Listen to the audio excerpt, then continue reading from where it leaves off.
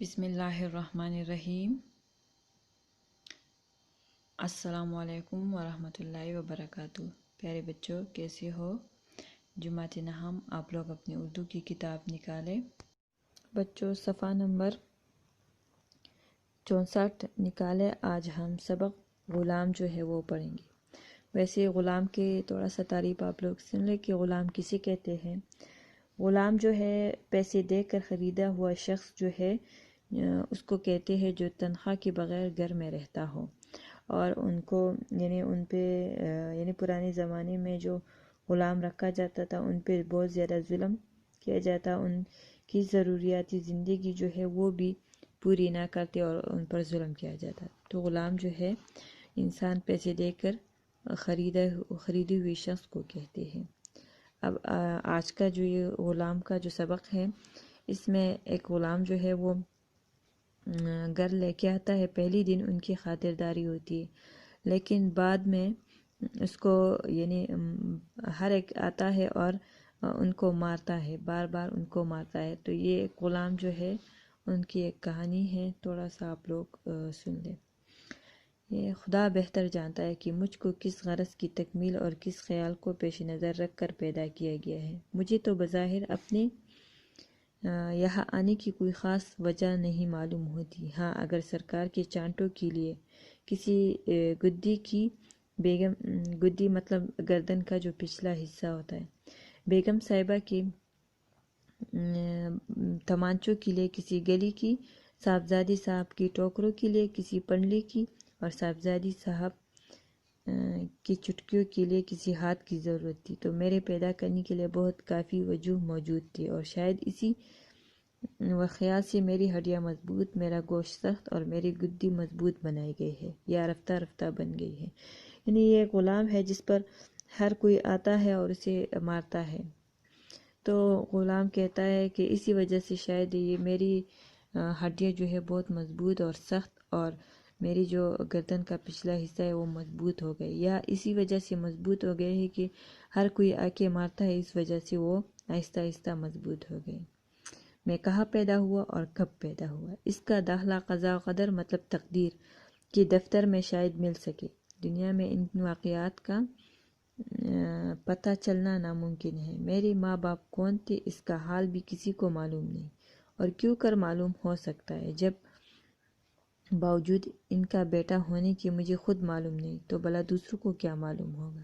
ہاں، اتنا جانتا ہوں کہ جب میں چھوٹا سا تھا اس وقت ایک عورت مجھے گود میں لی پھرتی تھی، اس کے بعد وہ غائب ہو گئی، اور کسی نے مجھے سڑک کے کنارے ایک مکان میں لا بٹھایا۔ اس کے بعد ہمارے سرکار آئے، کچھ لکھا پڑی ہوئی مجھے گاڑی میں بٹھا کر لائے۔ اس کے بعد اب تک نہ یہ گھر ہم سے چھوٹا اور نہ ہم اس گھر سے چھوٹے۔ گھر میں آتے ہی مارو مار میرے لیے نئے کپڑے سلے اور نہلا دھولا۔ کپڑے پہننا مجھے خاصا اجلا آدمی بنائے، مطلب صاف ستھرا آدمی بنائے۔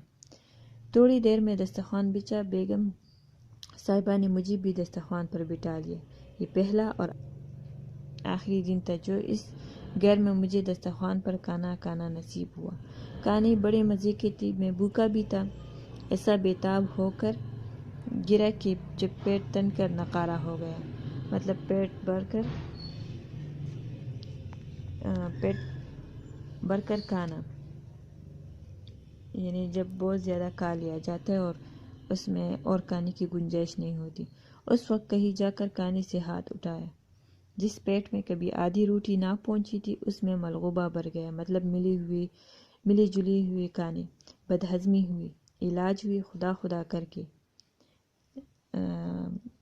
اچھا ہوا کہ اس کے بعد میں کھانے میں احتیاط کرتا یا نہ کرتا۔ ہاں، کھانا دینے میں بیگم صاحبہ بہت احتیاط کرتی۔ گرتے گرتے آدھی روٹی پر نوبت آ گئی۔ حکم تھا کہ میرے سامنے کا، بھلا بڑھتے معدے کو آدھی روٹی کیا معلوم ہو، لیکن وہاں آدھی روٹی سے پون روٹی نہ ہوئی، 3/4 مطلب۔ پھر بھی میرے بڑپیٹے ہونے کی شکایت تھی۔ بڑپیٹے کا مطلب ہے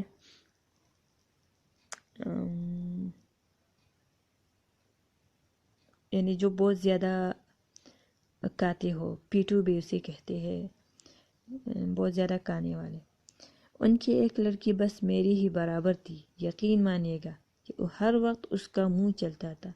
یہ سودے والا آیا، مچل گئی مطلب ضد کر گئی، 2 پیسے لے کر گئی۔ کوئی خوانچے والا آیا، بفر گئی مطلب ضد کرنے لگی۔ ایک انا لے، چٹ کر گئی مطلب فوراً کھا جاتی۔ کاچن آئی، لوٹ گئی۔ کاچن مطلب اس زمانے میں کھاچی یعنی وہ عورت تھی جو ترکاری وغیرہ بیچتی تھی، اس عورت کو کاچن والے کہتی تھی۔ 2-4 پیسے کی کچالو ہضم کی، کھانے پر بیٹھی تو سب کی بات اٹھی، جب دیکھو پیٹ تنا ہوا ہے، دست آ رہے ہیں، یعنی مطلب اتنا زیادہ کھا لیتی وہ لڑکی کہ ان کو دست آ رہے ہوتے، لیکن پھر بھی ان کی ماں کہتی کہ یہ کچھ نہیں کھا رہی۔ مگر بیگم صاحبہ ہے کہ کہی جاتی ہے، اے ہے نہ یہ بچی کچھ کھاتی ہے نہ پیتی ہے، آخر کیسی جیے گی؟ ذرا کھانے بیٹھی اور اس موئے مطلب اس کو موت دے مطلب غلام کو نے یہ میری طرف اشارہ تھا، گھورنا شروع کر دیا۔ بر رکابیاں دیتی ہوں جب بھی تو موئے کا پیٹ نہیں بھرتا۔ مرغی کا مادہ ہے، ادھر کا اور ادھر ہضم۔ مرغی کا مادہ مطلب جلد ہضم کرنے والا مادہ۔ نظر وزر تو لگانا مجھے آتا نہیں، ہاں یہ ضرور ہے کہ گھورنا اکثر میرے لیے مفید ثابت ہوا ہے۔ شروع میں تو میری یہ حالت تھی کہ کسی کو کچھ کھاتے دیکھا اور الگ ہٹ گیا۔ کوئی اللہ کا بندہ یہ بھی خیال نہیں کرتا تھا کہ اس معصوم اور لاوارث بچے کو کچھ دوں، آخر کہاں تک دل مارا جاتا ہے۔ میں نے بھی رنگ بدلا، جہاں کسی نے ذرا منہ چلایا اور میں نے گورا، اور ادھر مجھ پر صلاتیں پڑھنی شروع ہوئی، مطلب بلی باتیں شروع ہوئی۔ مگر تھوڑا بہت یاروں کی حصہ میں آ ہی گیا، یاروں مطلب اپنے حصے میں۔ ہوتے میری نظر کا شوہرا ہو گیا۔ ایک دفعہ میں نے بہت گورا تھا مگر کسی نے مجھ کو کچھ نہیں دیا تھا۔ خدا کا کرنا کیا ہوتا ہے کہ اس کا سارا کایا جو کا تو نکل گیا اور میری نظر لگنے کا اثر سمجھا گیا۔ اب کیا تھا، ذرا میں نے کھانے والے کی طرف گور کر دیکھا اور میں اس کا حصہ دار ہو گیا۔ غرض نتیجہ یہ ہوا کہ دنیا کی کوئی نعمت نہ تھی جو گھر میں آتی ہو اور اس میں سے تھوڑا بہت مجھے نہ مل جاتا۔ مطلب اب انہوں نے کیا کیا اس غلام نے کہ جب بھی ان کو کھانا نہیں دیا جاتا تھا اور جو لوگ کھاتی تھی تو اس کو یہ گھورنا وہ شروع کر دیتی، تو اس کو یعنی اس کو بدہضمی ہو جاتی اور اس کو نظر لگ جاتی، تو اس وجہ سے اس کا غلام کی نظر کا شہرت ہو گیا، تو اس وجہ سے گھر میں جو بھی کچھ آتا تو ان میں سے تھوڑا سا حصہ غلام کو ضرور مل جاتا۔ خیر کام سے تو ہم نہیں گھبراتے، مگر ہر وقت کی مار پیٹ ذرا بری معلوم ہوتی ہے۔ آخر کہاں تک پٹے جائے، یہ آیا مار گیا، وہ آیا مار گیا۔ بیگم صاحبہ کہہ رہی ہے لوٹا لا، صاحبزادی صاحب کہہ رہی ہے پانی لا، صاحبزادی صاحبہ فرما رہی ہے چل میرے ساتھ کھیل، یہ کہہ رہا ہے ادھر آ، وہ کہہ رہا ہے ادھر جا۔ آخر آدمی نہ ہوا، گن چکر ہو گیا۔ گن چکر کا مطلب ہے بیوقوف یا ایک قسم کا آتش بازی کا چکر جو آگ دینے سے خوب گردش کرتا ہے، مطلب خوب گردش کرنے والا۔ ہاں، جس کا حکم نہ مانو وہی مارے اور حکم مانو تو کیوں کر مانو، بھلا 3 کام ایک آدمی کیوں کرے، مطلب ہر ایک آتا اور اس کو کام کے لیے کہہ دیتا، مطلب آدمی ایک اور کام جو تھے وہ 3 بندوں کا ہوتا تھا۔ اس وجہ سے اب انہوں نے دوسرا راستہ اختیار کیا ہے۔ کیا پیج ہے 66۔ آخر میں نے بھی بے حیائی کا جامہ پہن لیا، پٹنا قسمت میں لکھا ہے تو یوں ہی صحیح، یوں بھی پٹنا وہ بھی پٹنا، پھر کام کر کے اپنے آپ کو مفت میں کیوں تکائے، نکمے کا خطاب ملتا ہے تو ملنے دو، برا بلا کہتے تو کہنے دو، اس کان سنو اس کان اڑا دو، اب ہی بک بک کر تک جائے گی۔ یہ چال بھی گورنے کی طرح کامیاب ہوئی، سب چیختے چلاتے مگر میں ٹس سے مس نہ ہوتا، مطلب اس پر کوئی بھی اثر نہ ہوتا۔ اب انہوں نے کیا کیا کہ ہر ایک ان کو آواز دے رہا ہے اور وہ یعنی بالکل بھی ان پر اثر نہیں ہوتا۔ جہاں کسی نے ذرا ہاتھ لگایا اور میں نے اس زور سے چیخ ماری گویا کسی نے گلا گھونٹ دیا ہے۔ کبھی کسی نے میری اس ترکیب کو دیکھ لیا تو راز کھل گیا، نہیں تو مارنے والا خود گھبرا گیا۔ دوسروں نے غل مچایا کہ اے ہے لونڈے کو مار ڈالا، کبھی تو مارنے والے صاحب مجھ سے زیادہ پٹ گئے۔ اور کبھی ڈانٹ ڈپٹ ہو گئے مگر ہم کام سے بچ گئے۔ مطلب اب اگر کوئی اس کو ہاتھ بھی لگاتا تو وہ اتنی زور سے چیختا کہ سب گلی والے وغیرہ جو تھے وہ مطلب کہتے کہ ہائے ہائے لونڈے کو مار ڈالا، تو اس وجہ سے وہ کیا کام سے بچ جاتے۔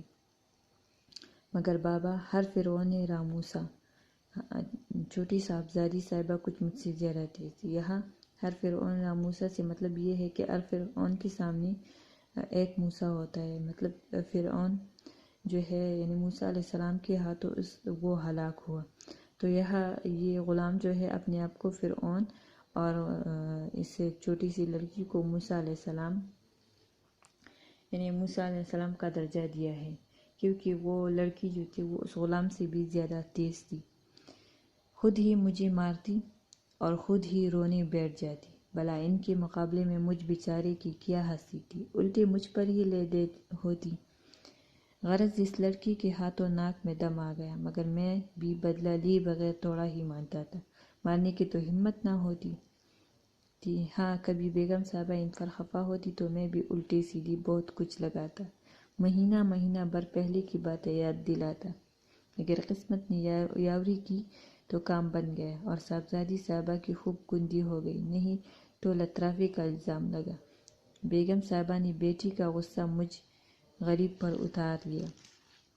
جمعہ کی جمعہ ہماری ٹانٹ گونٹ کر باجرے کا پیڑا بنا دی جاتی تھی۔ ٹانٹ گونٹ مطلب سر کے بال استری سے رگڑ کر مونڈ دینا، ذرا بالوں کی کونٹیاں نکلی اور اس طرح پھرا، اس طرح کا پھرنا قیامت ہوتا تھا، جس کے پاس سے نکلی اسی نے چانٹا رسید کیا، کچھ گٹی ہوئی ٹانٹ پر چانٹا، ٹانٹ مطلب کوپڑی پر ایسا پڑتا ہے کہ سبحان اللہ، چینٹیں اڑ جاتی ہے۔ چینٹیں اڑ جانا مطلب دماغ ہل جانا۔ مارنے والے کو مزہ آتا ہو تو آتا ہو، میرا تو بعض وقت سر بنا جاتا تھا، اور بڑے سرکار بھی مذاق میں چلتے چلتے 2-1 چانٹے ضرور رسید کر دیا کرتے تھے۔ کہتے ہیں باپ پر پوت پتا پر گھوڑا، بہت نہیں تو توڑا۔ مطلب اس کا یہ ہے ہر شخص میں خاندانی اثر ضرور ہوتا ہے۔ میرا باپ بھی شاید کوئی چور تھا، کیونکہ جہاں میں نے کسی اچھی چیز کو دیکھا چرانے کو جی چاہا، پہلے تو دل مارتا رہا، آخر فطرت طبیعت پر غالب آ گئی اور چھوٹی چیزوں کی چوری میں نے شروع کر دی۔ کھلونا اٹھایا چھپا لیا، رومال دیکھا غائب کر دیا، لیکن آخر ان چیزوں کو لے کہا جاتا۔ میری دنیا تو اسی مکان کی 4 دیواری تھی۔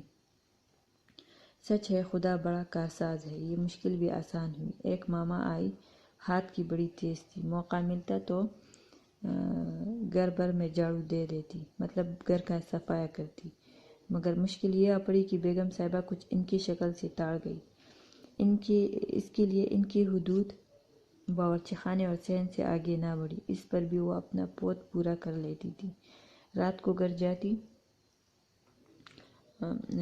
صبح ہی واپس آتی، کوئی روز پوٹلی کھلوانے سے رہا، خدا جانے کتنا دال آٹا باندھ کر لے جاتی تھی۔ ہاں یہ ضرور تھا کہ جب سے وہ آئی تھی دسترخوان پر ہر چیز توڑنے لگی تھی۔ ہمارے بیگم صاحبہ کی سمجھ توڑنے کا مطلب ہے کم ہونا۔ ہمارے بیگم صاحبہ کی سمجھ دیکھو کہ بجائے یہ معلوم کرنے کی کہ کھانا کیوں کم پڑتا ہے، الٹا غلہ بڑھا دیا، مگر ماما جی نے اس پر بھی بس نہ کی، ادھر غلہ بڑھا ادھر ان کی چوری بڑھی۔ غرض جب تک وہ رہی کھانے میں ہمیشہ برکت ہی برکت رہی، جو ہے انشاءاللہ کل پڑھیں گے۔ ہاں یہاں پہ یعنی غلام جو ہے یعنی انہوں نے چوری بھی شروع کی، لیکن وہ یہ چوری کر کے کہاں لے جاتی ان کے لیے، کیونکہ ان کی دنیا تو بس یہ گھر ہی تھا، لیکن ان کی مشکل کیا ہوئی کہ آسان ہوئی کہ جب گھر میں ایک نئی ماما جو ہے وہ آئی، یعنی ایک نئی نوکرانی جو تھی وہ آ گئی، تو وہ ہاتھ سے بہت تیز تھی، ہر ایک چیز یعنی گھر میں ہر ایک چیز جو تھی وہ اٹھا لیتی اور چوری کر لیتی، یہاں تک کہ دال آٹا وغیرہ جو تھی وہ بھی زیادہ باندھ لیتی۔ تو وہ اپنی چیز جو تھی وہ کیا کرتی، وہ اس ماما کو دے دیتی، تو ان کی مشکل اسی طرح آسان ہو گئی۔ باقی انشاءاللہ کل پڑھ کے آپ لوگ کو اندازہ ہو جائے گا کہ غلام کے ساتھ اور کیا کیا کیا گیا۔ اپنا خیال رکھیے، اللہ حافظ۔